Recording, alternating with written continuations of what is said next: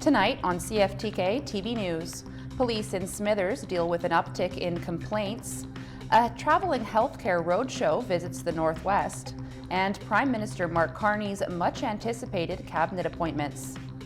Northwest BC's only television news team. We are CFTK-TV News. Hello, and thanks for joining us on this Tuesday, May 13th, 2025. I'm Jaylene Matthews. We begin tonight with our news local to the Northwest.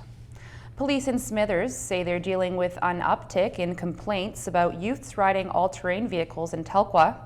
The Smithers RCMP say they're urging parents to educate their kids about unsafe use of quads and ATVs after people have complained of young people riding without helmets on prohibited roadways. Mounties say the riders complained of appeared to be underage and unlicensed and not wearing any safety gear. Sergeant Jim Preston with Smithers RCMP says riding without proper training or gear is risky, and officers are deeply concerned that dangerous riding will lead to a tragedy that would have otherwise been preventable. And a yearly event travels around the province and aims to educate young kids to consider their future might be in healthcare. CFTK-TV's Cale Maslin has the report. The University of Northern British Columbia is spending a couple of weeks in May putting on their Healthcare Traveling Roadshow, an event that has been happening every spring since 2010 and looks to give young people some ideas on what their future career could look like. So the Healthcare Traveling Roadshow is an outreach initiative that tries to inspire rural high school students to consider careers in healthcare. We have a diverse group. We're representing 10 different healthcare careers on this trip. So we're trying to show that there's diversity of the individuals and the careers that you can go into in healthcare. It's not just doctors and nurses, though those are certainly important jobs also. So we've got a collection of university students and college students from across the province who are here doing presentations at the high schools. And then they're also getting to travel together and get to know one another from different professions. The roadshow sees its participating university students begin their presentations with a quick PowerPoint about who they are and what they're studying to become. And after that, small groups of students are sent around to 10 different tables that teach them about careers in healthcare while also giving them the chance to interact with various pieces of medical equipment. And while there aren't any tangible numbers gathered by the university that show how effective the roadshow has been at steering students into healthcare careers available at the moment, the people in charge of it have a pretty good idea as to how useful it's been. We by and large already know that this works, and we just need people who are willing to do it. So my focus for this project has mostly just been on getting the funding to run it and making the event successful. And I am doing a little bit of research on it as well, but that hasn't been a priority for most of the time, as I say, because we already know that this is something that we need to do. The roadshow goes on 3 week-long tours in May, with the one in the north having already passed through Terrace, Kitimat, Loch Willam's, and Getlac-Damix this year, and one more tour in the final week of the month is slated to take place in the Peace region and is set to travel to locations like Dawson Creek and Fort St. John. For CFTK-TV News, I'm Cale Maslin. A political expert says Premier David Eby's bill to speed up BC projects risks alienating NDP supporters. Bill 15 proposes to accelerate some infrastructure projects to respond to UF tariffs, but has drawn opposition from First Nations, environmentalists, and opposition parties, including the BC Greens. UBC political science lecturer Stuart Prest says it likely means Speaker Raj Chouhan will have to break a tied vote on the bill, which doesn't fall under an agreement the NDP signed with the Greens in March. The Premier has acknowledged the opposition, but says the government will address their concerns through regulations, and that it won't change the constitutional obligation the province has to consult with First Nations.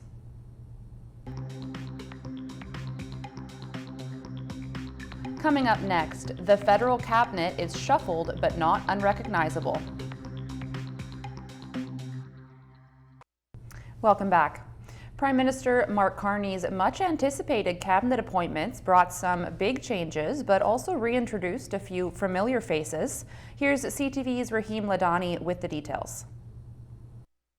Now, Carney's new cabinet is already showing a major difference compared to Justin Trudeau's. Trudeau's last cabinet had 39 ministers. Today, Carney appointed 28 full-fledged cabinet ministers and 10 secretaries of state. Think of them as junior ministers. The central team will take on the lead of big portfolios, while the secretaries may be tapped to stick-handle specific files.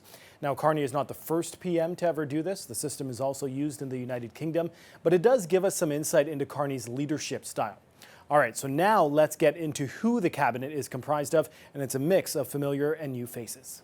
The Honourable Dominic LeBlanc, President of the Privy Council for Canada. Tasked with forging a new relationship with the United States and President Donald Trump is Dominic LeBlanc. He has been given the crucial role of President of the King's Privy Council for Canada and Minister responsible for Canada-U.S. trade, intergovernmental affairs, and One Canadian economy. Some of the other familiar names are Chrystia Freeland, who was a catalyst in Justin Trudeau stepping down. She's been named Minister of Transport and International Trade. Another Trudeau-era minister, Anita Anand, has been named Minister of Foreign Affairs. Francois-Philippe Champagne named a Finance and National Revenue, and former Foreign Affairs Minister Melanie Joly has been named Minister of Industry and Minister responsible for Canada Economic Development in Quebec regions. Now, there are also many new faces, including newly elected MPs. They include rookie MP Tim Hodgson. He has a shared history with Carney from Goldman Sachs. Hodgson named Minister of Energy and Natural Resources. Marjorie Michel, who took over Trudeau's Papineau riding in Quebec and was his chief of staff, she's been named Minister of Health. And former Vancouver Mayor Gregor Robertson named Minister of Housing and Infrastructure. Now, the Prime Minister says this team he has assembled will act on a mandate for change and urgency with determination. He says his focus is on building a new Canadian economy, one that creates higher-paying jobs while also creating security with Canada's relationship with the United States. Carney also says that those appointed today are expected to bring new ideas and decisive action to their work. Rahim Ladani, CTV News. With the dry weather and somewhat warm winters we've had, coupled with there being several fires already burning in BC, and additionally there are some that burned underground through the winter and have now reignited above ground, we're all wondering what the wildfire season will bring. Over in Saskatchewan, the prognosis isn't looking good as a provincial park is under evacuation and some fear they could lose their homes. Here's CTV's Allison Bamford. The view of Saskatchewan's northern boreal forest now hidden under thick smoke, and driving through it to safety was Shelley Lawrence. I was halfway home and it was unreal smoke. So I did a U-turn and I got out. Lawrence and her husband fled last Thursday with their grandkids. This is all they took with them, mainly clothes and medication. No time or space for family keepsakes. For us, it was just grab and go, just your essentials, make sure everybody's okay, have something. They left the rest behind here at Rainbow Lodge, their home, and also their livelihood. They own the chalets and convenience store, a popular tourist attraction. They don't know when they can return or what they'll come back to. I'm fearing that maybe I'll see my place burned to the ground before I know my place burned to the ground on Facebook. There are 15 active wildfires burning in Saskatchewan, bringing this year's total to 147, nearly double the 5-year average. This fire, burning about 2 hours north of Saskatoon, although now contained, prompted a state of emergency for the area. You know, it's a little worrisome for us, it only being May. This is, pretty early in the season for us to be experiencing this type of fire behavior. So far, all of Saskatchewan's wildfires this year have been caused by human activity, with tinder dry conditions only fueling the flames.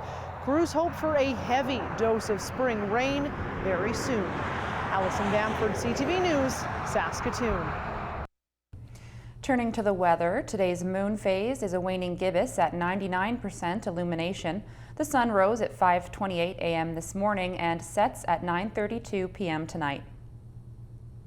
Tonight on the north coast, expect conditions to be cloudy with winds from the northwest at 20 kilometers an hour, gusting to 40 over exposed coastal sections, a low of 5 degrees. Over the next few days on the north coast, expect a mix of sun and clouds Wednesday, then rain for the rest of the week. Daily highs between 9 and 11 degrees, overnight lows between 5 and 8 degrees. Tonight in the Terrace-Kitimat area, expect a few clouds with fog patches developing after midnight. Winds from the southwest at 20 kilometers an hour, becoming light near midnight, a low of +3 degrees. Over the next few days in the Terrace-Kitimat area, expect sunshine and 14 degrees on Wednesday. Then the rain will start and last for the rest of the week. Temperatures will sit between 9 and 14 degrees, overnight lows between 6 and 7 degrees. Tonight in the Bulkley Valley and Lakes District, expect a few clouds with winds from the northwest at 20 kilometers an hour, a low of +1 degree. Over the next few days in the Bulkley Valley and Lakes District, expect more sunshine and 16 degrees Wednesday. Then for the rest of the week, expect clouds and showers. Temperatures between 10 and 16 degrees, overnight lows around 5 degrees. Checking your highways around the northwest now. On Highway 16, there's bridge maintenance in several locations. There's also road sweeping and utility work to watch out for. On Highway 37, there's bridge construction as well as frost heaves. On Highway 37A, watch for road sweeping as well as falling rocks. On Telegraph Creek Road, there are some muddy sections. And this is what the roads were looking like this afternoon around the region from the view of the province's highway cams.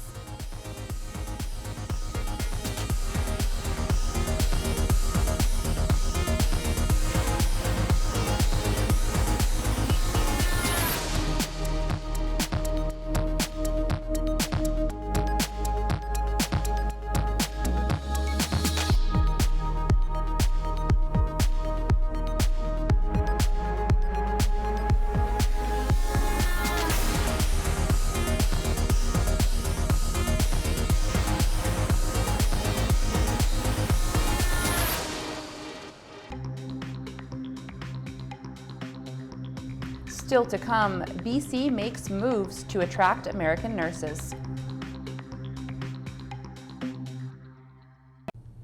A new solution to the desperate healthcare worker shortage has had a promising start. CTV's Rob Buffum explains. The NDP is touting its plans to poach U.S. healthcare workers, especially on the nursing front. Applications from U.S.-trained nurses to British Columbia are up 127%. The plan, implemented last month, speeds up the registration process from months to days. 177 American nurses have applied to work here. 113 are now registered. It's attracted nurses like Rachel attending the news conference remotely, who says she's considering working in BC, but has some issues to iron out. The logistics right now are quite hairy. We still have children in school. So those logistics are just going to have to pan out as they come day by day. The province has actively emphasized the work environment and political climate in BC in recent campaigns. I wanted to come to Canada because of the universal healthcare system. It's now leaning into pushback to President Trump to entice American healthcare workers here. A marketing campaign targeting Democratic states down the West Coast is being launched soon. President Trump's loss is British Columbia's gain. Despite Monday's encouraging news, the demand for more healthcare workers, particularly doctors, remains huge. I've been on the wait list for, I want to say, like 10 years about. While the government says more than 500 doctors have expressed interest, it didn't have data at Monday's announcement on how many physicians have actually applied to work here. If there was going to be some good news on that, the government would have been out singing it from the rooftop. And while the Premier pitched BC as a great place to live for lifestyle, nurses increasingly are raising concerns about workplace violence. We cannot rely on recruiting our way out of this nursing shortage. What we need to be turning our mind to more meaningfully is the retention of nurses. As BC faces the daunting task of filling a nursing shortage estimated by the union at 6,000 RNs, while already dealing with a high attrition rate. The government says about 1,200 American healthcare workers have expressed interest in working in BC since March.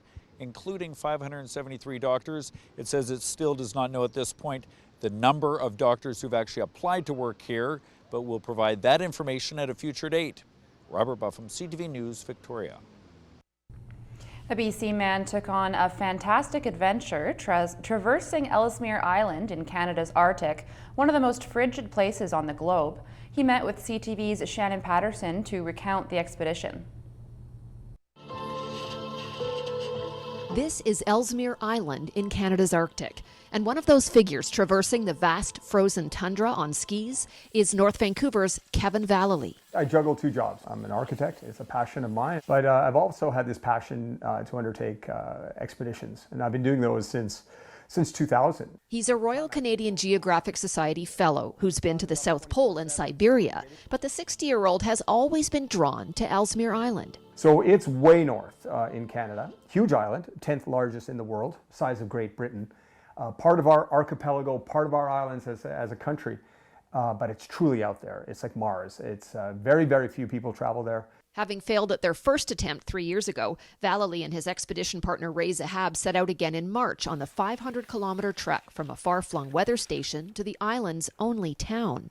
And our dream was that we run into a wolf, because there's only 200 wolves in all of Ellesmere Island, and they're called the ghosts of the Arctic. These wolves just walked into our camp. I mean, they're huge. Dozens of Arctic wolves visited the adventurers on their grueling 28-day expedition, where wind chill pushed the temperatures to the minus 70 range. Now, to give you a sense of that is that you put your hand out like this, and you can start seeing it be frostbite within seconds. So it's like desperate. You cannot have exposed skin. It will frostbite immediately. So you're always being careful, and you're doing this 24/7. When they finally made it to the tiny Arctic town of Greece, and we both just stood there and stopped. You know, you get this well of emotion, and it's not so much like, sure, it's you've got to the end of your journey, but it's just overcoming so much to get there. Vallely hopes his journey will inspire other Canadians to consider exploring the untouched beauty of the Arctic. Our country is massive, and most of it's just right here along the U.S. border. But the reality is there's so much more of it out there. And there's a reason there's all this rhetoric about taking over our country, because there's so much value up there. There's so much to explore here. It doesn't have to be hardcore, but just kind of push yourself out maybe a little bit out of your comfort zone and go north. Shannon Patterson, CTV News, North Vancouver. Turning to the markets now, Canada's main stock index closed higher, lifted in part by a jump in the price of oil. The Canadian dollar rose just over 1/10 of a cent. The price of gold rose by $19.80. Oil rose $1.72. Natural gas remained the same, and aluminum rose by $67.50. In Toronto, the TSX rose by about 85 points. The Venture Index dropped by 9 points. In New York, the Nasdaq was up almost 302 points, and the Dow Jones dropped about 270 points. Still ahead, 'tis the season for a local favorite foraged fair.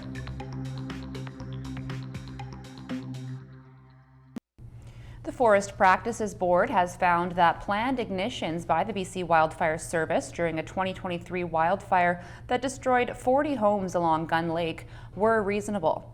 The conclusion comes after the board completed its investigation into a complaint that raised concerns that the fire was set by the service on August 1st, 2023, contributed to the destruction of the homes on the west side of the lake. The Forest Practices Board says in a news release that it determined that the service had complied with the Wildfire Act and was not at fault.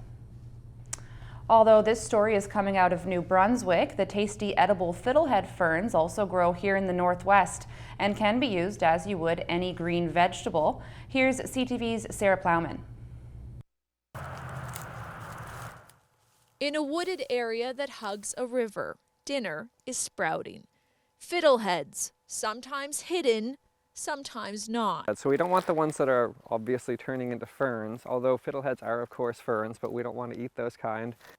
A spring tradition for many Maritimers, like historian Andrew McLean, who picked it up from his grandparents. Kind of a major thing for my family, but not just my family, but New Brunswickers from all over, all ages. Like Shane Purley Dutcher of Tobic First Nation, who was taught never pick the whole bunch, and always leave one. Because you always try to leave some for the next person that's going to come. We used to go pick my aunts, my uncles, my grandmother. We always had spots that are secret spots, they would say. No, really, people are protective. This spot is obviously easy to find because it's right off the road, but that's why I only came here. I have lots of other spots I usually go to that's a lot more fiddleheads than this, so, but we're not going to go there. Cleaning the fiddleheads here is easier than in a sink. A basket with holes helps. Since time immemorial, we've picked fiddleheads, and it was always known as part of our diet, our traditional diet, along with salmon and fiddleheads. They're popular and timing is everything. There's only like a 2-week window where these things are ripe, so you have to be pretty quick on the ball. Quick to pick up a bag, roadside stands can run out. First week's really busy. We can go through between 200 and 300 pounds a day. What's for dinner? Fiddleheads. I like doing them with lemon and garlic sauteed. Delicious, especially for those who found them. Sarah Plowman, CTV News, McGowan's Corner, New Brunswick. We could all use an extra hand sometimes, and one BC man has taken that notion to heart. Finally tonight, we have a sweet story from CTV's Adam Sawatsky. Well, he's not faster than a speeding bullet or more powerful than a locomotive. Herbert Eaton is proving to be a superhero of sorts. I just want to come out and enjoy my time picking garbage up. And while he can pick up a bounty of butts in a single day, 300, sometimes I'll get more than that. And demonstrates the ability to do it every day, 3 to 4 hours. Herbert is too humble to reveal the true potential of his powers, but others are happy to try. He does good things around here. Friendly, tries to be happy. Always looking for someone to help. Like when he discovered this handful of discarded credit cards and ID. I'm going to try and turn it in somewhere or see if I can find a person. And although he's never sported a costume, Herbert has been seen carrying groceries for people with mobility issues, sharing jokes with strangers who seem down, and giving food to the hungry. He's just not judgmental. He treats everyone like their needs are important. Now you should know there's no death-defying origin story here. Herbert says he just started volunteering to do this one day because he was bored during the pandemic and hasn't stopped since. It's fun picking up stuff, trying to keep the place clean. And although people have offered him donations and gratitude, Herbert has never asked for anything in return. And I'm just happy one day to say thank you for the great work you've done for us. We appreciate it. And keep it up. But Herbert is most happy when neighbors like Danielle are inspired to join him in not just cleaning up, but building up the community. So we feel like we're connected to something, so it's less isolating. We can learn to make our community better and healthier. It lifted my mood. Think about something else besides yourself and your own problems. And perhaps that's Herbert's greatest power of all, showing you don't need to commit spectacles of service to be a hero. You can be super by simply helping others. Adam Sawatsky, CTV News, New Westminster. That's our news for now. Thanks for watching.